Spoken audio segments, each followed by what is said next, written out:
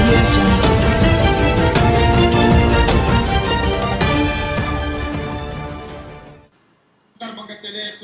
నేను అడుగుతున్నా ఇంద్రకరణ్ రెడ్డి గారిని, అయ్యా కొమరల్లి మల్లన్న గుడిని పట్టించుకోలే, వేములవాడ రాజన్నకు మొక్కు కింద కోడె దూడలను ఇప్పిస్తే కలేబరాలకు కబేలాలకు అమ్ముకుంటుంటే కనీసం దేవుడి మొక్కు కింద ఇచ్చిన లేక దూడల్ని కూడా కాపాడలేని నువ్వు ఒక మంత్రివా?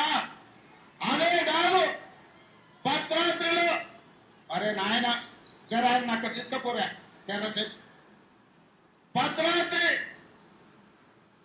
శ్రీరాముల గుడిలో సీతమ్మ తాళి పట్టుపోయింది.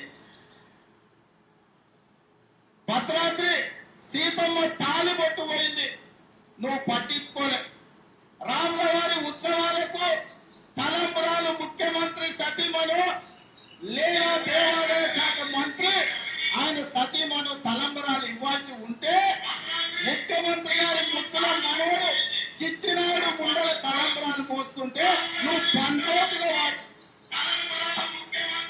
కొంచెమైన సిగ్గుందా? నిర్మల్ ప్రజల్ని నిన్ను ఓట్లేసి గెలిపిస్తే ఈ ప్రజల్ని అవమానించే విధంగా ముఖ్యమంత్రి మనవడు తలంబరాలు మోసుకొని పోతుంటే వెనకాల చేతులు కట్టుకొని పంచోటుగా పోయే నువ్వు ఈ నిర్మల్ ప్రజల యొక్క ఆత్మ గౌరవమా? నీకు ఓటేసిన వాళ్లకు ఇంత అవమానం చేస్తావా నువ్వు?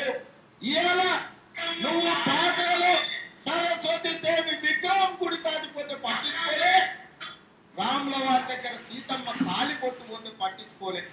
ఇక నీకు దేవుడు అనేటోడు నీ వైపున ఉంటాడా? ఒక్కసారి ఆలోచన చెయ్యండి. ఇవాళ దేవుణ్ణే ఇవాళ ఇంద్రకరణ్ రెడ్డిని చూస్తుంటే గుడినే కాదు గుడిలో లింగాన్ని కూడా మింగే ఇస్తున్నాడు. ఇవాళ దేవుణ్ణి దేవుళ్ళ గుడిలో ఉండే లింగాన్ని మింగేటోడు ఇవాళ ఈ నిర్మల్ నుంచి ప్రాతినిధ్యం వహిస్తుండే ఈ ప్రజలకు కూడా అవమానం అని చెప్పి నేను ఈ సందర్భంగా తెలియజేస్తున్నా. ఇవాళ ఈయన ఇస్తుంటే తూడ ఆవు చేనులో మేస్తుంటే తూడే మన గట్టు మీద మేస్తుందా? ఇవాళ ఈ రాష్ట్ర ముఖ్యమంత్రి గురించి కూడా మనం మాట్లాడుకోవాల్సిన అవసరం ఉంది.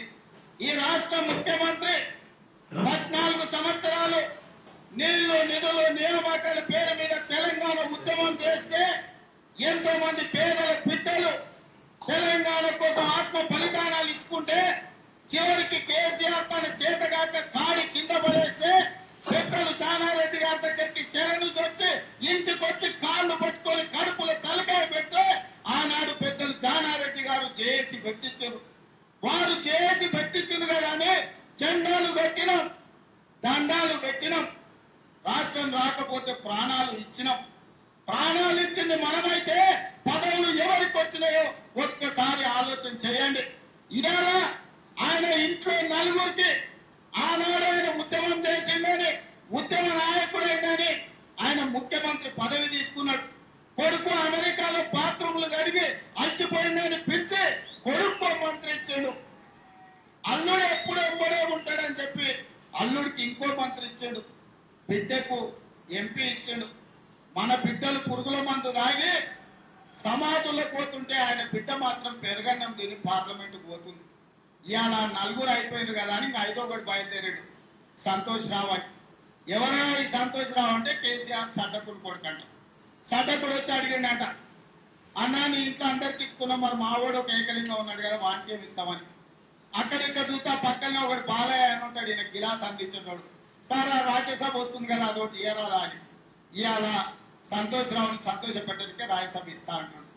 1200 మంది బిడ్డల ఆత్మ బలిదానం చేసుకుంటే ఇవాళ ఎంతో మంది తెలంగాణ మేధావులు తెలంగాణ కోసం కొట్లాడితే జేఏసీ వెళ్తే దానికి చైర్మన్ ఉన్న కోదండరాం లాంటి తెలంగాణ మేధావులు ఢిల్లీకి వెళ్లి సోనియా గాంధీ గారిని కలిసి తెలంగాణ రాష్ట్రం ఇవ్వమంటే ఇవాళ ఇంతమంది త్యాగాల పునాదుల మీద ఏర్పడ్డ తెలంగాణ కొడుకు రాజ్యసభ ఇచ్చుకుంటావా? నువ్వు అసలు మనిషివా రాక్షసుడు అని నేను అడుగుతున్నా రాష్ట్ర ముఖ్యమంత్రిని. ఏంటండి వీడియో నచ్చిందా? అయితే ఓ లైక్ వేసుకోండి, లేదంటే ఓ కామెంట్ చేయండి. ఎప్పటికప్పుడు మా వీడియోస్ చూడాలంటే సబ్స్క్రైబ్ చేసుకోండి.